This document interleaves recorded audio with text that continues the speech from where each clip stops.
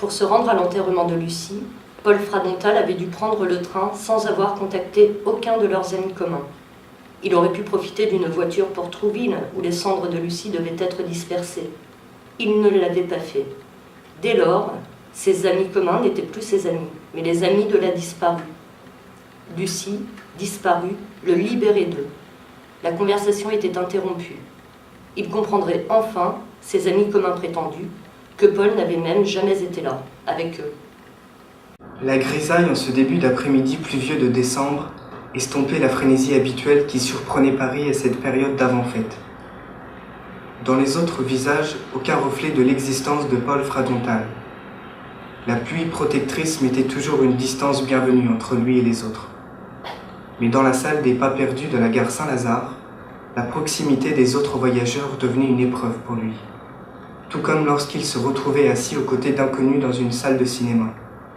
La course folle des uns et l'immobilité des autres le laissaient démuni et inquiet. Durant les 5 années aux côtés de Lucie, les voyageurs affairés des gares et les spectateurs immobiles des salles de cinéma ne l'avaient pas dérangé. Leur présence devenait légère. Ils disparaissaient, laissant Paul et Lucie seuls dans les gares et les trains, seuls dans les salles de cinéma où ils se réfugiaient régulièrement, jusqu'à la veille même de la mort de Lucie.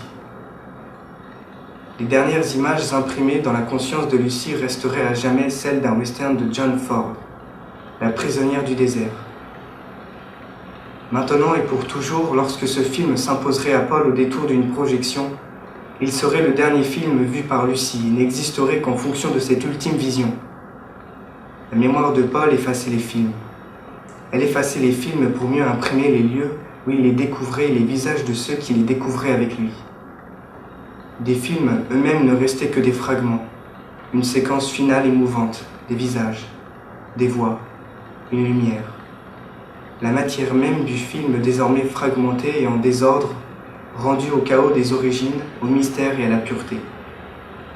De ce film américain vu, revu et admiré, il se souviendrait désormais de la première impression de froid vif en sortant de la salle de cinéma, Lucie à son côté, déjà absente au monde, lui semblait-il. Le film t'a plu? Tu ne mets pas ton manteau? Il fait froid.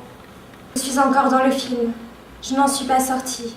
Je ne sens pas encore le froid. À demain, Paolo. Prends soin de toi.